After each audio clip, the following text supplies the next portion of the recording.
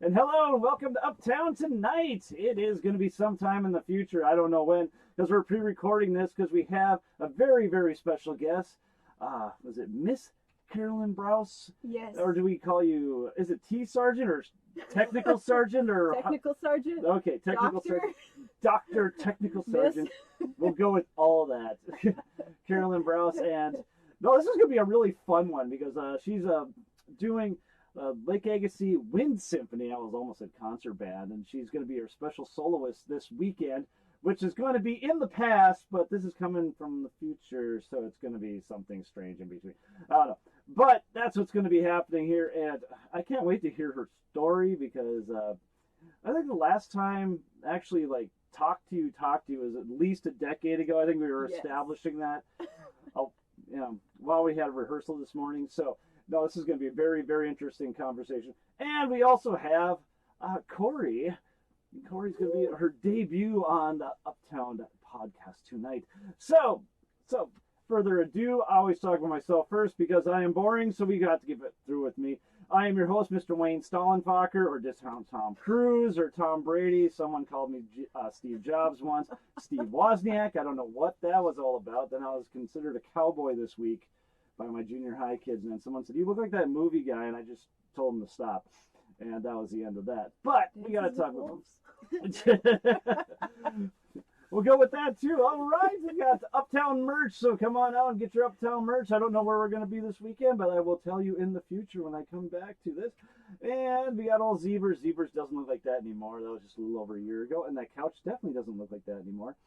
And it's out in the backyard. And there's Cito. He's hugging Junior. Junior helps us sell our Uptown merch on the stage. So come out and say hi to Junior and Cito as we're trying to do that. And we support all of our troops, as in we thank you, Caroline, for your service and all that. As my son's in the military as well. He's at Camp Carson right now.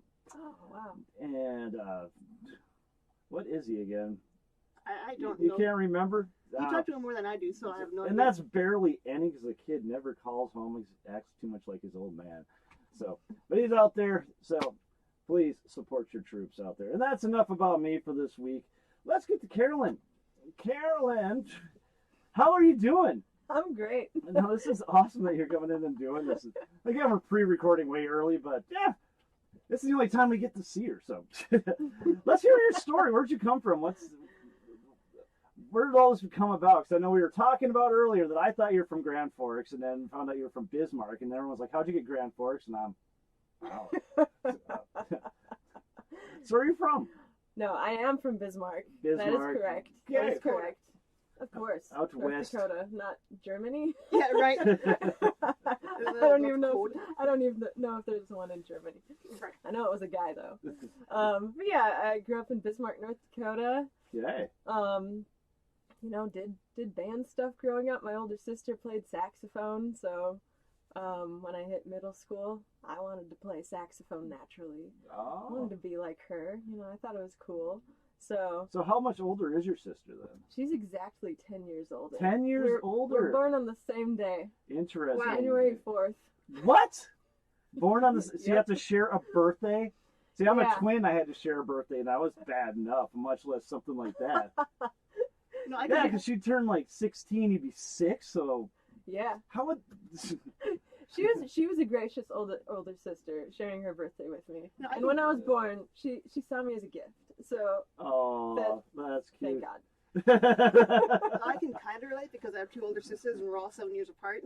Mhm. So that age gap, I can totally relate. Yeah. And my age gap is between 2 and 15 minutes. That's all it is. And we just fought like cats and dogs. That's all that happened. So cool. So that's how you got into saxophone. So I'm assuming that you saw your sister playing this much, much earlier. Is she still playing saxophone, or? She's still playing some saxophone, but she's Okay. she's out in Portland, Oregon, teaching middle school band and choir. Way out west. Yeah, fighting the good fight, Fighting the good fight. teaching the kids. Yeah, And God like bless yourself. her. Yeah. I just do subbing gigs in Fargo, and it's a long term doing Lindsay Boyd's out there. Shout out to Lindsay if she's ever watching this. And love your kids. Love your kids. They drive me nuts. But that's okay. Lindsay Boyd. Yep. Cool. Yes. The circle hasn't expanded too much. That's kind of nice sometimes. So cool. So you're playing saxophone. Let's see. So that you just got started because of your sister, but then like when I met you and you came to NDSU, I should probably make that more clear. When you came to NDSU, you were like serious on that horn. You're just like, this is what I'm doing. This is how I'm doing it. And it was like, you just didn't mess with Carolyn. That was the whole thing. She was there, practice room, whatever else. She's coming out the party. I don't know. I wasn't there, but. I mean, I kept playing in middle school, and then I started taking lessons in high school, and I don't know, I got along well with the band kids, so it was kind of I think that's a story for a lot of people. Oh, yeah. They kind of find their place in the band world and find friends there, and just are really able to get into it. You know, I always did like all-state band competitions and other like solo ensemble festivals. So, you know, I really put myself into it. Yeah, so explain the success that you had early on then. Did you have like a lot of early success, or was it just kind of you blossomed into it? I guess, I mean, in high school I had good success. Okay. As a freshman, whatever, you know, I wasn't getting like top marks or getting, I don't know, I wasn't like winning first chair in All-State or anything, but I was doing pretty well, and like, you know, just getting the feedback from festivals and stuff really like up to my A game. Okay. And like I put on a little recital my senior year of high school, and like that was a great like goal for me. And and then going into college, I was deciding on whether I wanted to be an animal behaviorist or a musician. And I decided, well, I'm doing pretty well at the saxophone thing. I'll go for it and see what happens. That is interesting. And animal behaviorist. What does that even mean? Is a trainer? Is that what that is? They do different things. Okay. You know, some of them are animal trainers. Others kind of focus a lot on like, you know, just animal psychology stuff. Like the horse whisperer or something? Sort of. Okay. Like I read this book in high school called Animals in Translation. And it's written by this animal behaviorist named Temple Grandin, and she actually worked a lot to improve, like the cattle feedlot system. Like she created devices that, actually like these squeeze machines that the cows would walk through, and they'd get squeezed a little bit by these machines. Does it help them produce more milk or something? It wouldn't produce more milk, but it calms them down.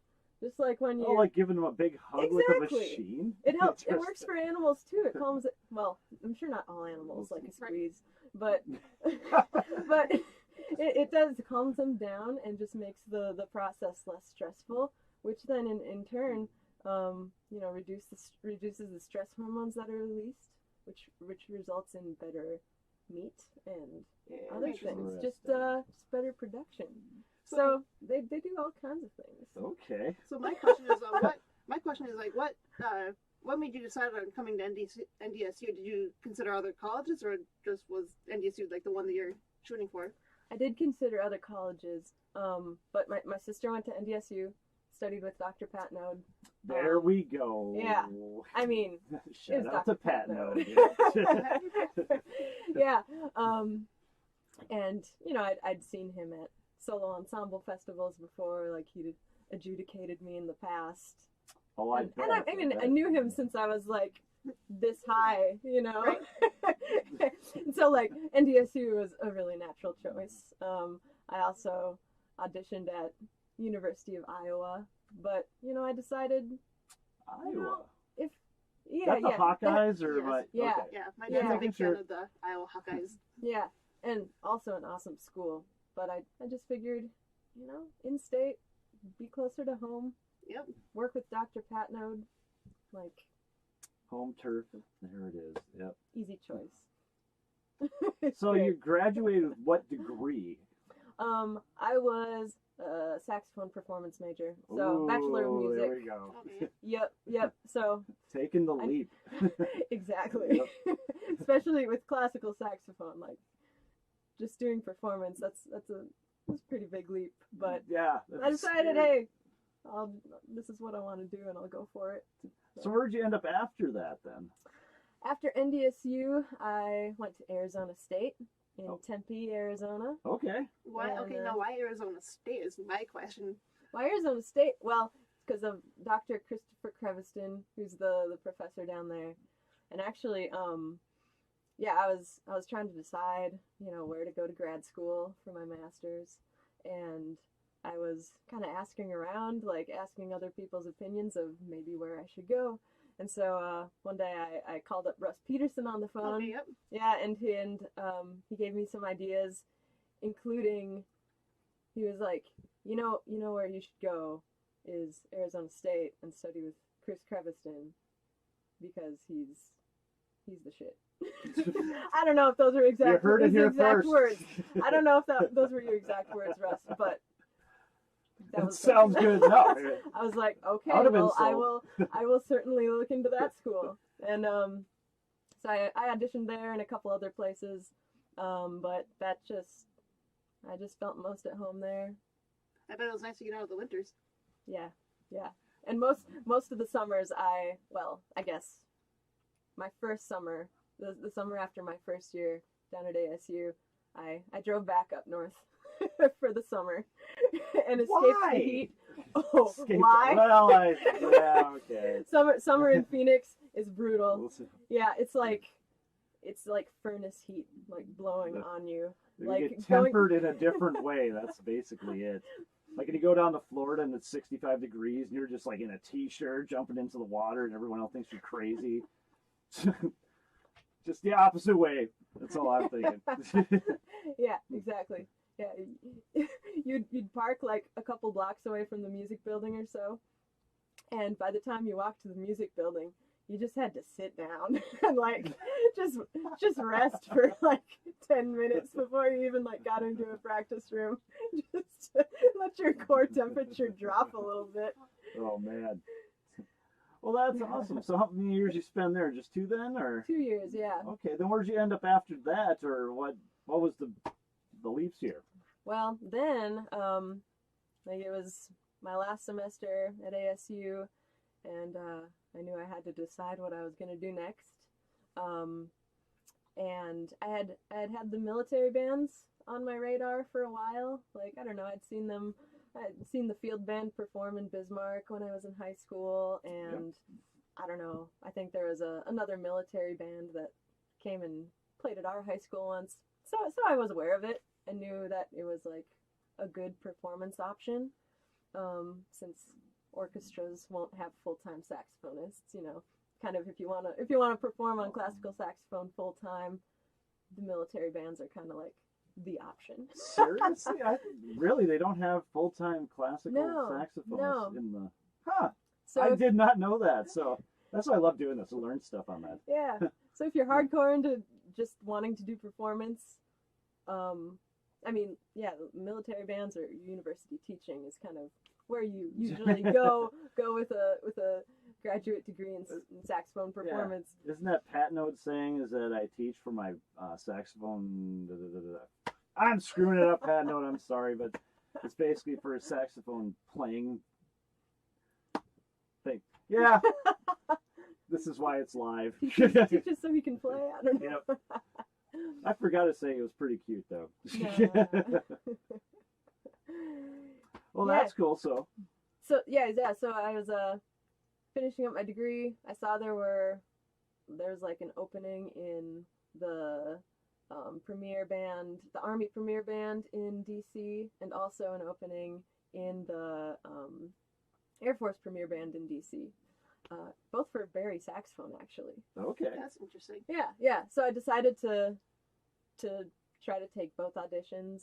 Like the Army, it's like come one, come all. You don't have to send in an audition tape or anything. You just fly to DC and audition in person and see if it pans out. And then the Air Force, you send in an audition tape, and if they like it, they invite you to the live audition. So those auditions ended up being just 2 weeks apart. Had the Army audition first, got past the first round, and that's it. And then they cut me. That's okay. Oh. Yeah. I bet you learned something from that, though. Yeah. There had been some. And like auditions, you just they're kind of a crapshoot. You never know how it's going to turn out. You don't know what the competition is. You know, True. might depend on what you ate that morning. I don't know. So then I just stayed in the DC area for a week, and then took the Air Force audition a week later, and I won it.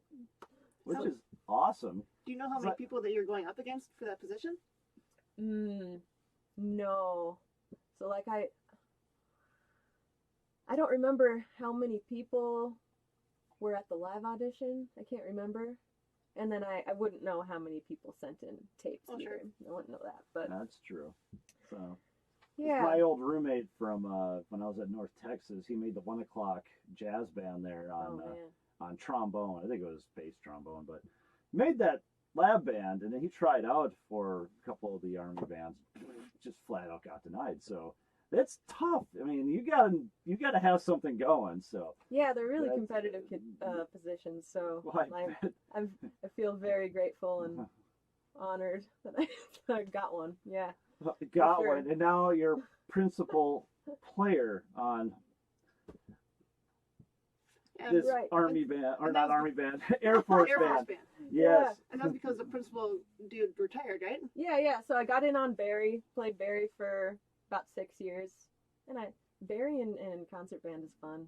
It's good. I miss it a little bit, but yeah, get the right harness, it all works out.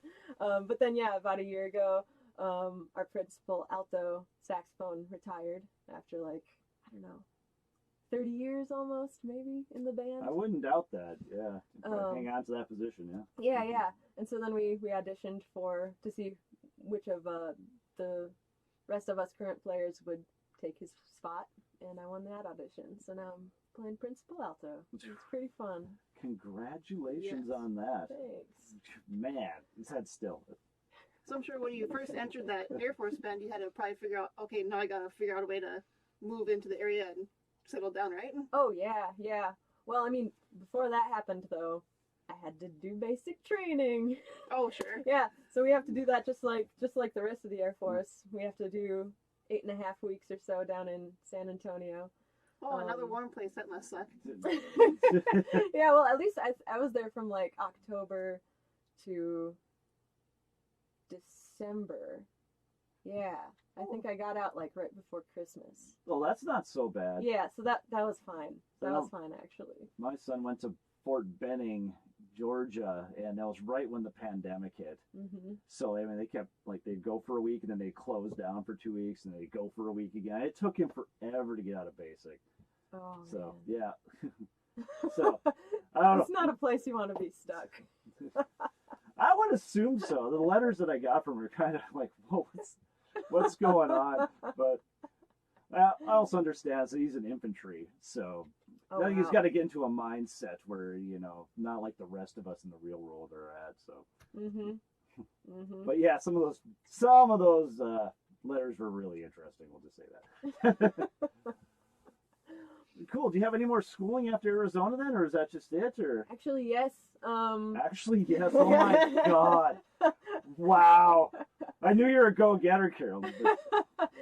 Yeah, well, once I got into the Air Force, they start you off, the Air Force band, they start you off pretty light at first, your only duties are kind of going to rehearsal and playing concerts. So I found myself with after coming out of grad school where you're just practicing nonstop and have no free time, all of a sudden I had this free time. It's like, oh, I'm out in the real world. How do I fill this? Yeah. And so if I hadn't gotten to the Air Force band, I probably would have, and if I hadn't won a university job or something, which, it's hard to do that without a doctorate. Right. Anyway, if I hadn't done all that, I would have gone on to work on my doctorate. So it was something I was interested in doing. And so there are several schools in the DC area, and 2 or 3 that offer doctorates in saxophone performance. So I started looking into that, and a year or 2 after I got into the band, I started my DMA at University of Maryland in College Park. Very nice. Yeah. Very nice. Yeah. So I worked on that for 3 years, and Is that normal 3 years, or I just don't know. Well, I actually, took like the 8-year thing I to thought get out doctorate of for my like 2 years. undergrad. actually, I think most schools, the doctoral program is 4 years. 4 Pretty years. standard. Yeah. And Okay. I don't know, maybe just the course load is a little different at University of Maryland, but it was very like reasonable to get it done within 3 years. Okay. And my scholarship I could only renew for 3 years or 2 additional years, so I was like, I'm gonna get this done. So I can... Little motivation there. Yeah, yes. exactly. Yeah. So yeah, I finished that degree in 2021, which Fairly recent. which was like in the middle of quarantine. Oh.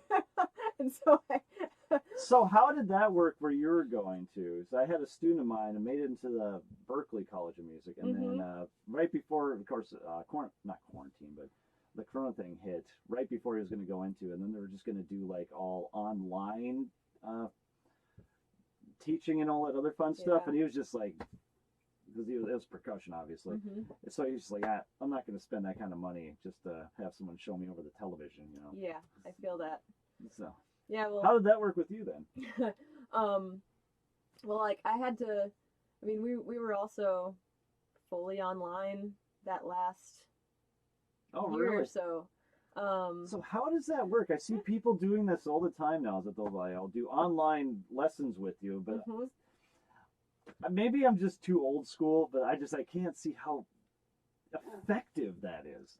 Yeah, I mean, I don't think it's. It's not I don't optimum. think it's no, it's not. I don't think Okay. it's a replacement for in-person lessons. Like, it's just never gonna be quite as good, but it's much better than nothing. And you're still like, I was You actually got a good point. Yeah. and I actually was serving as kind of the interim saxophone professor that last semester. So how did that work out? How did you get to step into the interim role there? Well, actually, my professor at Maryland, my saxophone professor, got COVID and it was bad. And so he asked if I would step in. Okay. So I did that. It was a very good experience. Like, his students, mostly undergrads. He had a master's student at the time, but they were all just great students, like delightful people. And like I taught them Zoom lessons each week, and I don't know, it worked surprisingly well.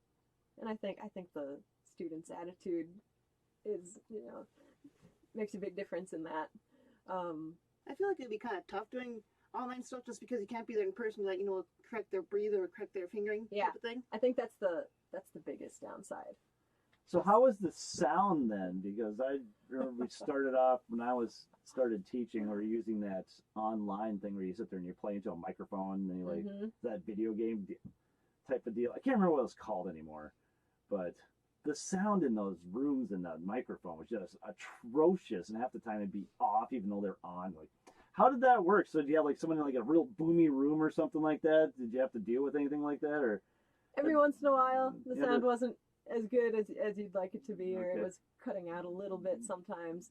But actually, it was pretty nice. University of Maryland School of Music, they for the quarantine, they gave every music student a little Zoom Q2N recorder. Maybe that's what it's called. Okay. It has like a little video, like little video camera on it, and like microphones in it. Oh, nice. And They so- set them up then. Yeah. Yeah, Good. I think that made a big difference, because like they were able to hook those up to their computers and have that, like, use that mic for their Zoom sound.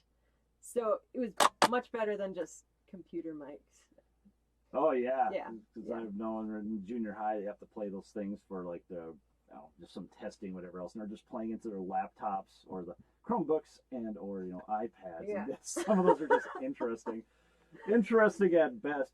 But no, just starting to do this podcast and everything else, is I got this room all decked out so that we don't get such a weird echo and all that. But now all I do is every time I watch anything on YouTube, I just listen for the room. Oh yeah. Is that I'm just picking your brain on this because it's just interesting to me how you can get that to work. And obviously you had it working.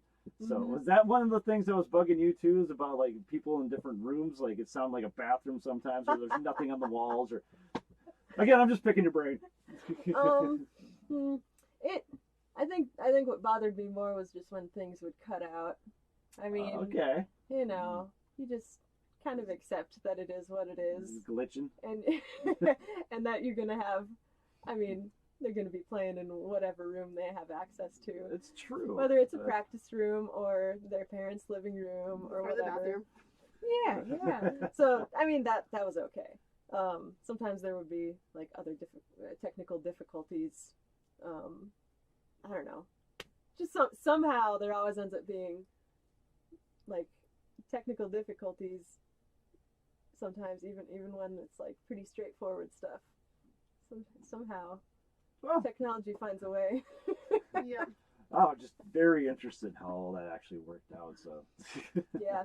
I mean, yeah, we weren't looking for the best sound possible, but as long as we could hear, like, you know, at least some dynamic and, like, I don't know. There's effort it worked made. fine. Yes. It worked fine. We could hear enough. Okay, I'll leave you alone with that now. But let's see. Let's get to some of your photos. Okay. Yes, Yeah. Let's do that. So here we go. All You're right. holding your Barry sax, so this is before. These are some fangirls from Fangirls, yes. Yeah, being a woman playing a Barry saxophone is inspiring for some young saxophonists. Hey, that's You know, awesome, though. Yeah. it was very cool. And this photo was actually taken at a jazz festival in Pittsburgh, Kansas. Kansas has a Pittsburgh? It does, and there's a no H at the end. I think that's it's spelled differently. Driving feature right there. Yeah, but I got to sub with the Airmen of Note jazz band for about a year on Barry because they were down a player, and it was taking them some extra time to get somebody hired. So I got to step in and play Barry with them for about a year, and they're just incredible. So and I got to go to this University Jazz Festival with them, and that was a lot of fun. Man, that would have been an experience in itself. Yeah. Oh, look at those gorgeous people. this was from the end of our most recent tour in October.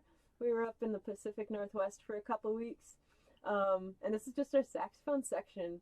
On Barry is our newest member, Megan Elks. She's a UT Austin grad and just killing it on Barry now. And it's super fun having another woman in the section. It's pretty cool and unique, especially for a military band to have two women in the section. So and I got cool. UT Austin stories I can't say on mine. Oh really? So, yeah.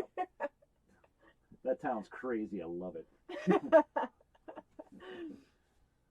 Aha! And this is not North Dakota. This is What? this is No. this is at Arizona State. This is the quartet, or one of the quartets I was in. My quartet, my second year.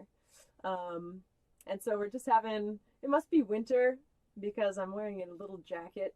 I was about to say, okay, so we're all in long sleeves, so it's about 90 degrees out there? Yeah, so we're just having a little rehearsal outside. That didn't happen very often, but I guess it was a fun idea at the time. And with this quartet, this is super cool. We actually went to the MTNA competition, competed that year, and we took second place in the national competition. Wow! Yeah, and that competition took place in Las Vegas. Got to go there, play. So what state have you not been to? What state have you not been to? Ooh, with all the traveling that you seem to be doing. Oh, on the spot. I would have to think. I don't know. And you know, some states we just kind of like drive through a little bit on our way to a different state. So You still say you're there? yeah, Right. yeah. Oh, I'm gonna have to think about that. Oh, I Oh, remember this is some of those back in the faces. old days. Yes, this was from the NDSU days. This was our ska band, Davy Jones and the Seven Seas. I remember that group. I remember that. One of the now. most fun things from from NDSU. all my buds. And let's see.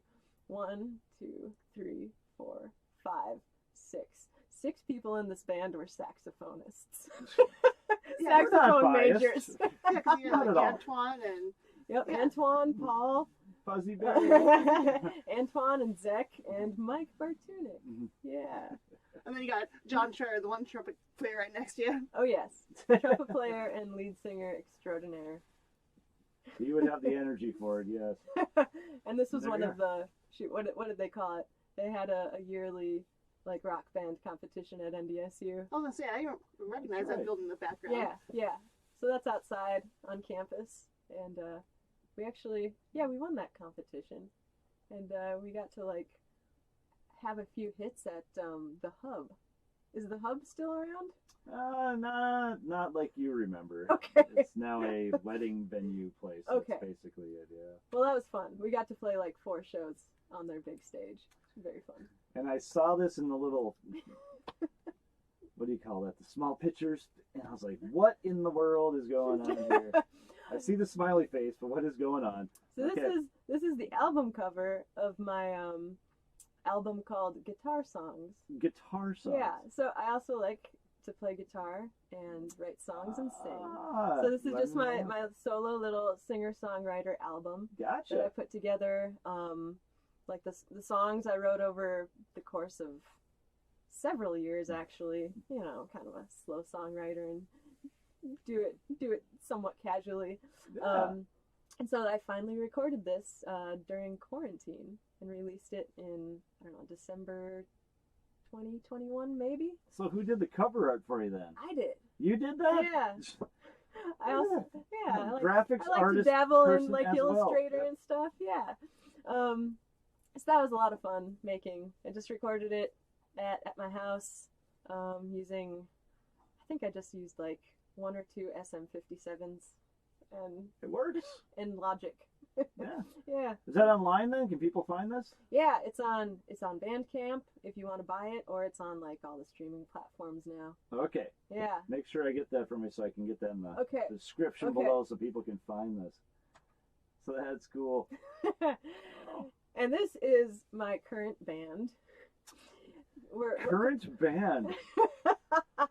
The layers. Oh my we're god. called Mrs. Nice Guy, and these are both a couple colleagues from work. The on keyboard is Christian Barsvik. He's actually the lead alto player in the Airmen of Note, and Jim Wolf is on drums. He's one of our sound engineers.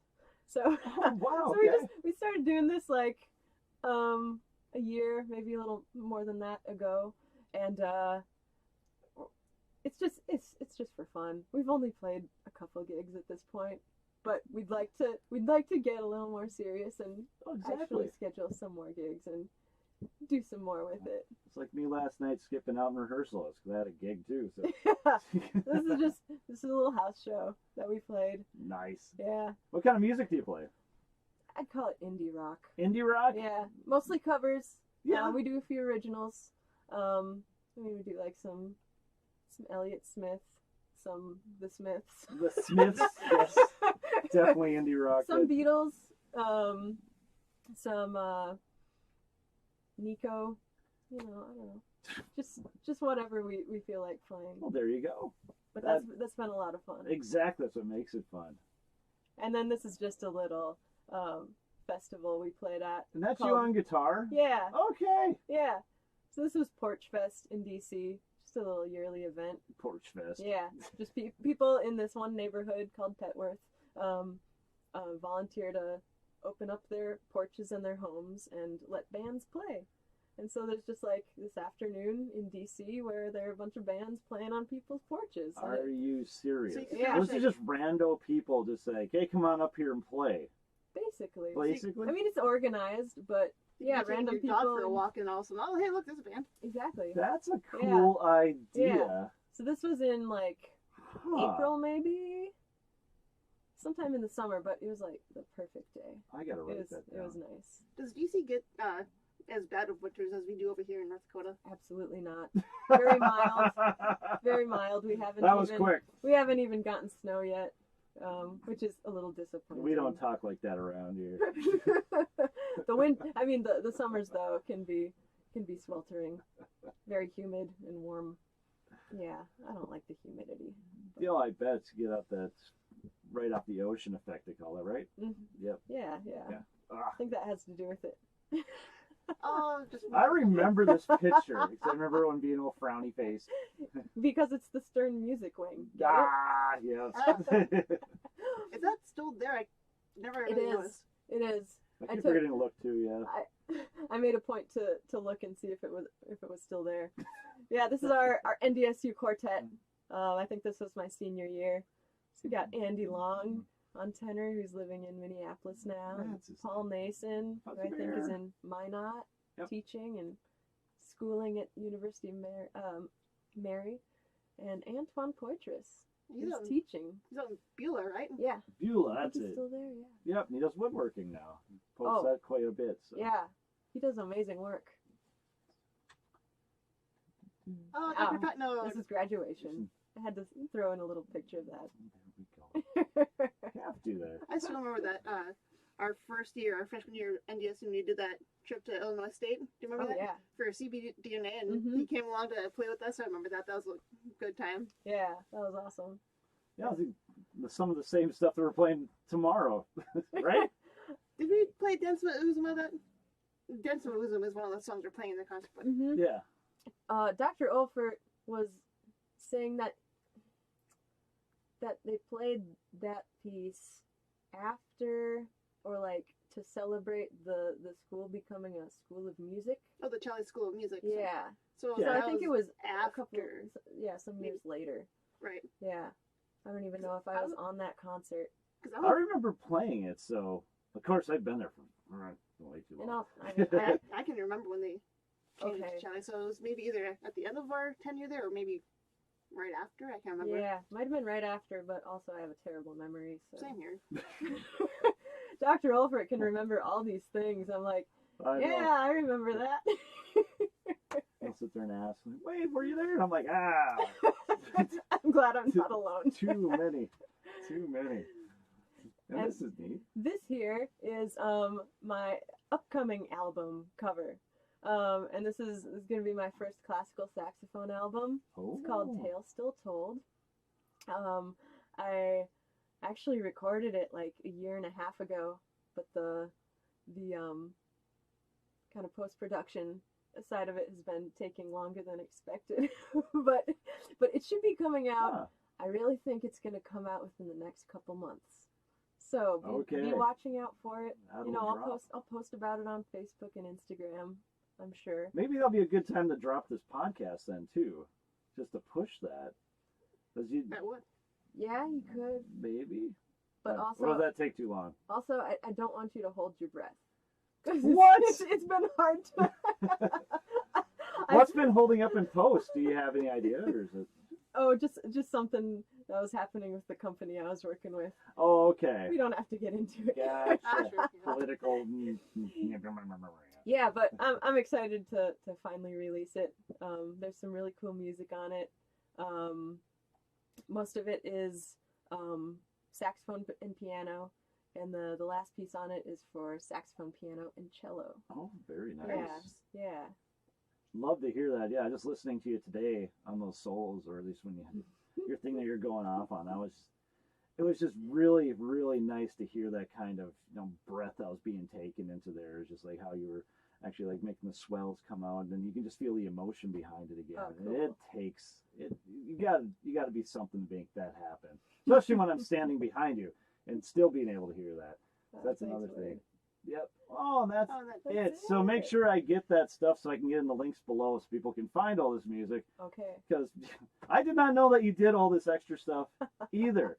So the layers again. I just have to turn this podcast, this episode, and call them the layers of Carolyn Braus. So, but with that being said, I need to get to the weekly report. So, Cena, we miss you, man.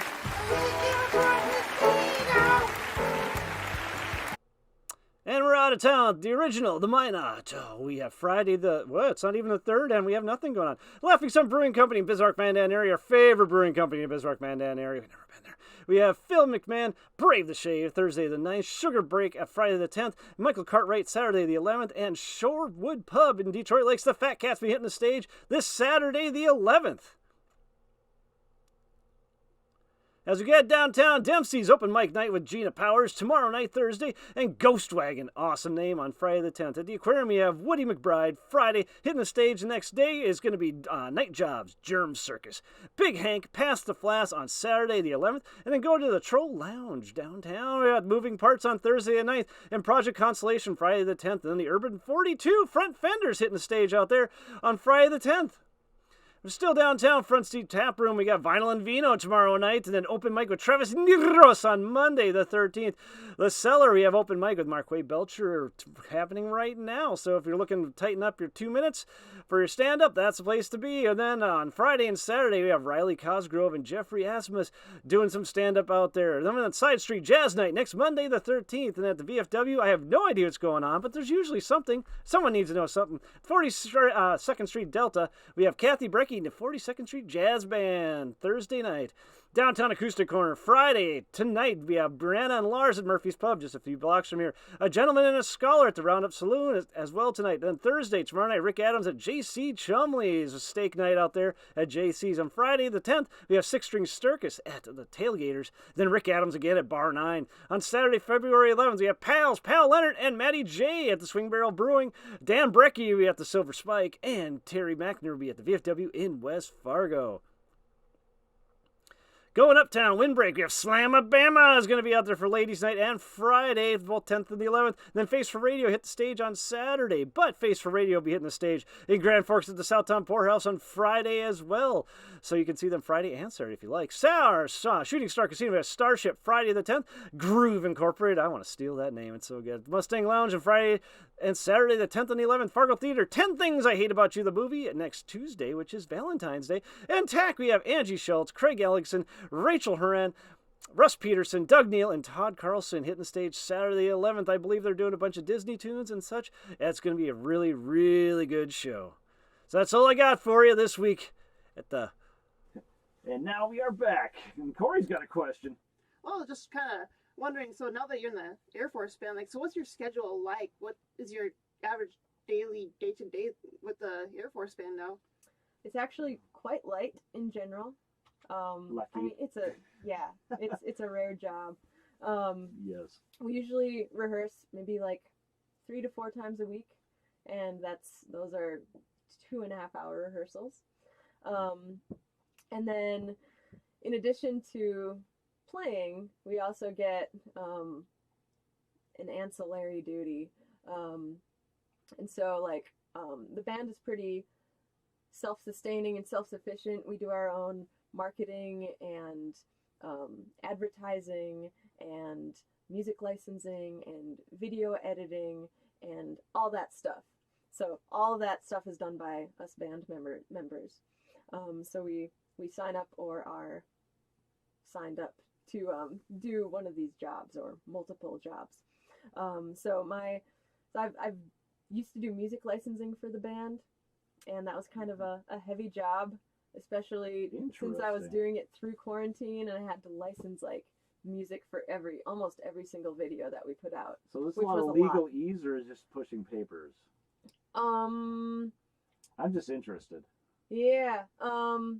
Well, I had to like do a lot of contacting individual copyright holders. Okay. And making like requests. Is that easy to find, or is that just kind of a pain? It can be. It was hard at first. Okay. Until I started like contacting.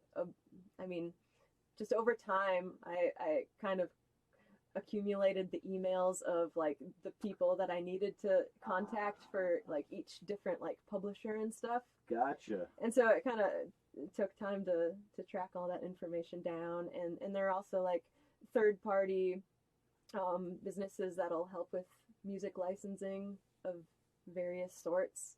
So like sometimes I would turn to Easy Song Licensing for help, and they were very helpful too, and kind of, I don't know, also helped me figure out better how to do it myself.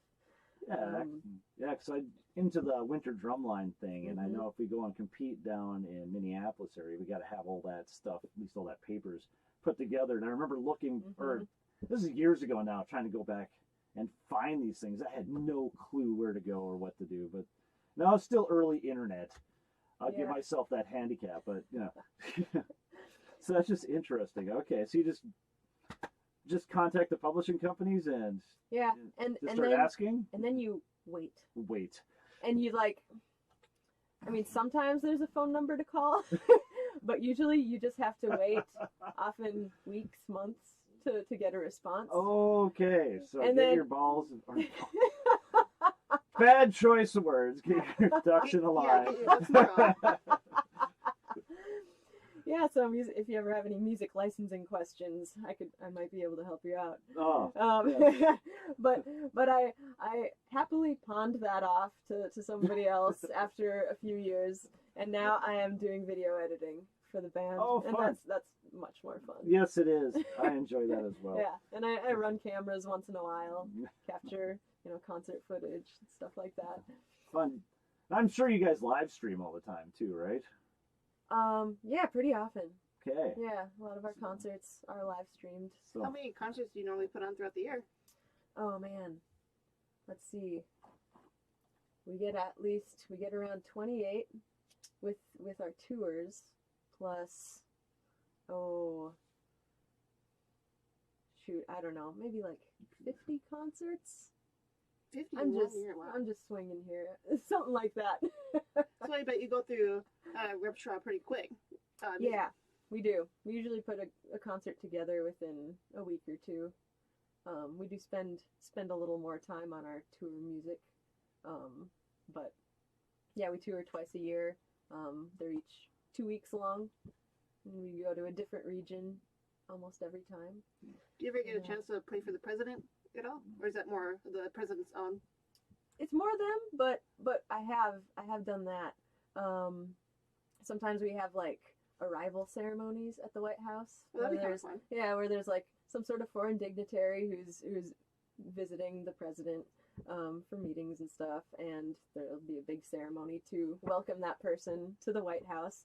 And so they get all of us up in our uniforms and in a marching band formation, and we stand out in front of the White House and play some ditties. And I like that word, ditties. Very nice. Yeah, you can see the president up there, and so I've gotten to play for I got to do one of those when Obama was in office, which was really awesome. And I guess we did like a Veterans Day ceremony that Trump spoke at, and then we recently did another arrival at the White House for Biden and the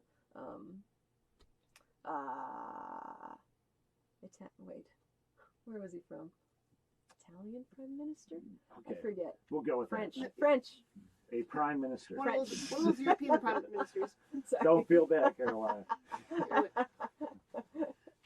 No, I played for, let's see, with the drum corps in town, we had George Sr. that came to town. This is when he was there. How young was I? I don't know. I remember we just got to stand up there and play for him. So. Cool. That's my claim to fame. Yay. No, but very cool. So I'm going to ask you this question before we get into a little juvenile destruction here. But if you had or can get a job that's even more ultimate than where you're at right now, what would it be? What would it be? And it could be an astronaut. I don't really care what it is, but we'll wait till we'll let you hang on to that, and we're going to get to this week's Off the Roof. Here we go. Now, these are recycled off the roofs because it is snowed outside, and I can't destroy it at the moment. What was that? I have no idea. Is this you just doing shit? Yep. And Corey helps out. My daughter helps out. My son helps out. I'll explain to you why this whole thing came about in the first place. There is a reasoning for it. It's my mad editing skills on iMovie.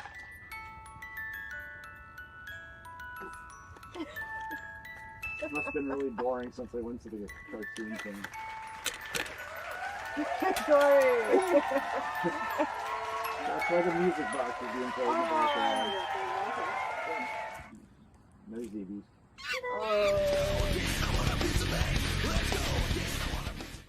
That was perfect aim too. You're hired. Didn't like it. I'll let you do that. Sir talks back. There we go. So that's this week's Off the Roof, and I'm sure Caroline's like, what is going on here? And I'll explain it real quick. I grew up in this house. I bought it from my dad a million years ago, but of course, at one point after my mother died and everything else, we could have raging parties here all the time. So he worked nights, so it's just we were on our own. And of course, at a raging party, things happen. Usually, what happened was if someone got on the roof and were throwing random electronics off onto the driveway, you just watch it explode. So I'm just keeping the tradition alive. So if you're out there and you want us to break something for you, we'll definitely do it for you. Throw it in my yard, call us up, we'll come pick it up for you, whatever else you want to do. We're not doing live television sets. We will do flat screens, though. We have done that a few times. So quit asking about that one. But somebody had a great idea a couple weeks ago, and I cannot remember it, but it was a really, really good. Oh, well. But that's this week's Off the Roof. So let's get back to Caroline. Carolyn. I told you I would do that, Carolyn. You did. So, what's the ultimate job? Okay. Do I have to worry about making enough money? No. Okay. Just the ultimate job, because right now I know there's about, like 99.999% of people are saxophonists that are completely jealous of where you're at and what you are doing at this moment in time. So, what would be? Well, if I can just go totally off the wall and do something totally different, can I give two? I want to give two. Either do like some sort of like wildlife field work.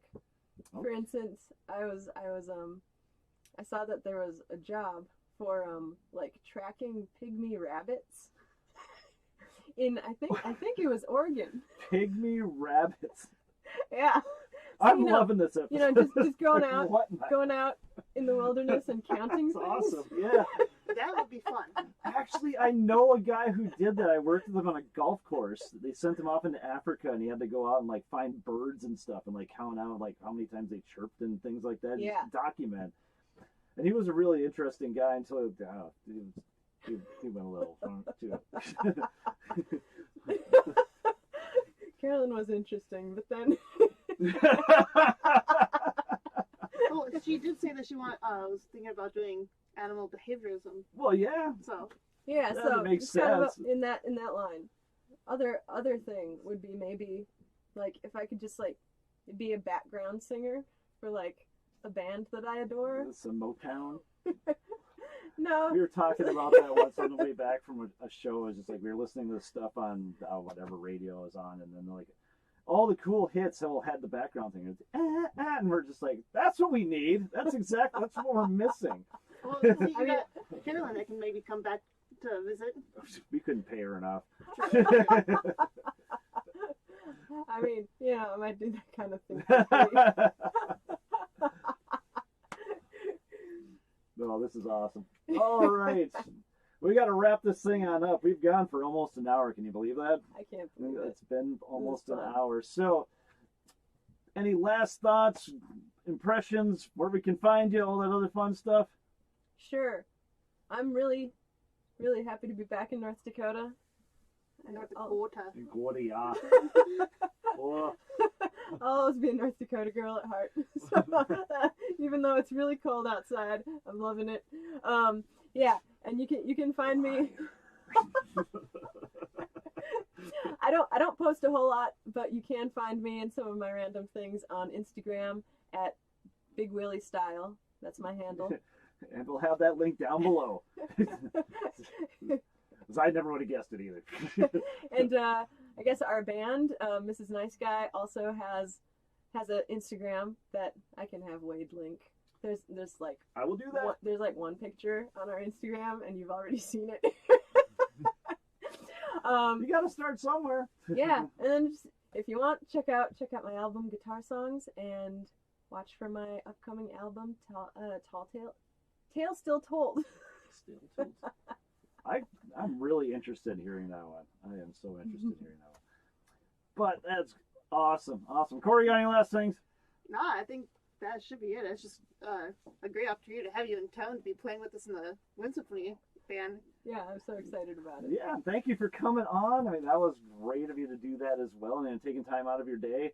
The little time that you have here just to hang out in the studio and everything else. But no, it's great to document this because you are part of the scene. You have been here at some point and definitely have done some shows and everything else. Definitely. And you're also probably a great inspiration on a lot of people that have even been around here, even know who you are. So thank you for all that, Carol. So and you can find us all from the Tiki Tacs up to the Instagrams and all other fun stuff at Uptown Tonight Podcast, and or you can find us on uptownbandfargo.com, where you can find everything about the band and or the podcast and all the other happy fun stuff that you ever wanted to know about us. And again, if you have something you want us to destroy, let us know. All right, so remember, if your drummer has more charisma than your front man, your band may be in trouble. But that's why my band's doing just fine. So until next time.